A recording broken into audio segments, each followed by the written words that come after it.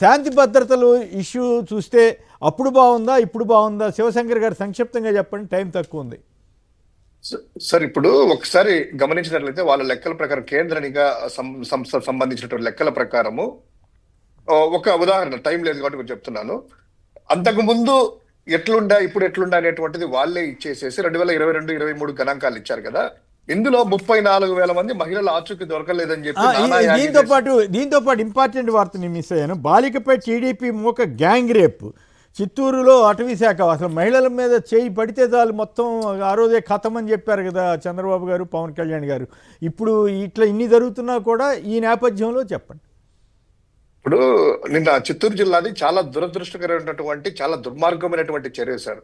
అక్కడ ఒక ఫారెస్ట్ సంబంధించినటువంటి పార్కులోకి వెళ్తే ముగ్గురు టీడీపీ సంబంధించినటువంటి నాయకులు యువకులంతా కూడా తీసుకొని వెళ్ళేసి అక్కడ వాళ్ళని బెదిరించేసేసి ఒకరిని తీసుకొని బలవంతంగా లోపల తీసుకెళ్లేసి మేము ఫారెస్ట్ అధికారులం అంటూ చెప్పి లోపల నానా వాళ్ళు చేసి హత్య చేసి మొబైల్లో షూట్ చేసేసి వాళ్ళు గ్యాంగ్ రేప్ చేశారు.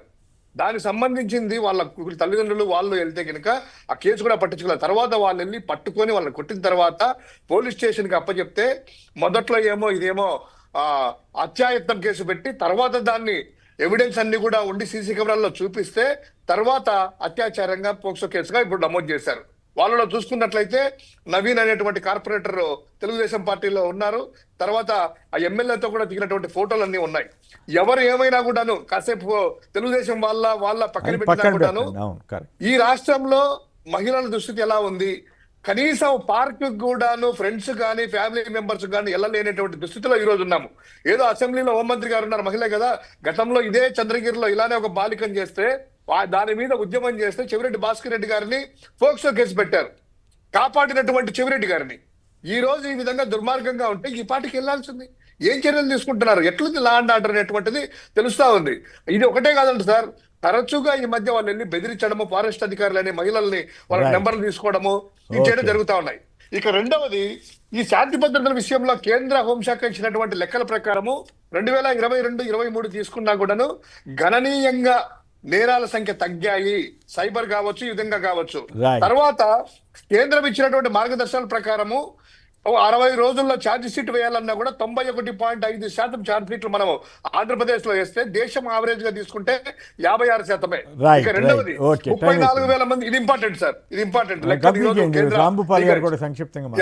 34,000 మంది మహిళలు మిస్ అయ్యారు అనేటువంటి నానాయాగా చేసి వాలంటీర్ తీసుకెళ్లారు, నాకు నిఘా వర్గాలు చెప్పాయన్నారు కదా.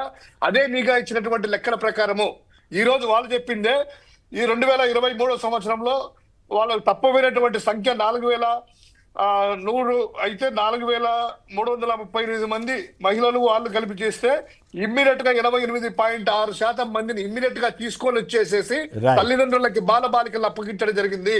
So 86.5% with in time period లోనే ఇచ్చారు. ఇప్పుడు ఏం చెప్తారు దీనికి? Right, okay, right. రాంభూపాల్ గారు సార్ ఒక్క మాటే, ఇప్పుడు ఈ రోజు వార్త చూస్తే కేంద్ర ప్రభుత్వం ఇచ్చిన నివేదికల్ని రెండు రకాలుగా రాసినారు. ఒకటేమో శాంతి భద్రతలు అద్భుతంగా ఆ రోజుల్లో ఉన్నాయని ఒకరు రాస్తే, రెండోది ఘోరంగా మణిపూర్ కంటే అన్యాయంగా ఉంది మన రాష్ట్రం అని రాసినారు. లెక్కల్ని ఎట్లయినా వక్రీకరించవచ్చు. వాస్తవం ఏమిటి అనేది ప్రజల అనుభవంలో చూస్తారు. ముఖ్యంగా శాంతి భద్రతలు కాపాడాల్సిన బాధ్యత ప్రభుత్వాన్ని. లెక్కల అంకెల్లో తేడాలు ఉంటే ఉండొచ్చు. ఈరోజు మీరు అన్నట్ల చిత్తూరు జిల్లాలో జరిగింది, అంతకుముందు అనంతపురం జిల్లా సత్యసాయి జిల్లా రామగిరి మండలంలో అమ్మాయి మీద 7 గుర్రాలపల్లి అనే గ్రామంలో అమ్మాయి మీద 14 మంది అత్యాచారం. ఇట్లాంటి సంఖ్యలు చాలా కేసులు చూస్తున్నాం. వీటిని నివారించడం ముఖ్యం. సంఖ్యల కంటే కూడా ముఖ్యంగా అందులో హోంశాఖ మంత్రి మహిళ, ఆమె మరింత శ్రద్ధ దీని మీద పెట్టాల. కాబట్టి ఆ రకమైన చర్యలు తీసుకొని మహిళల ప్రాణాలని, అదేవిధంగా ప్రజల ప్రాణాలని సంరక్షించాల్సిన బాధ్యత ప్రభుత్వాన్ని.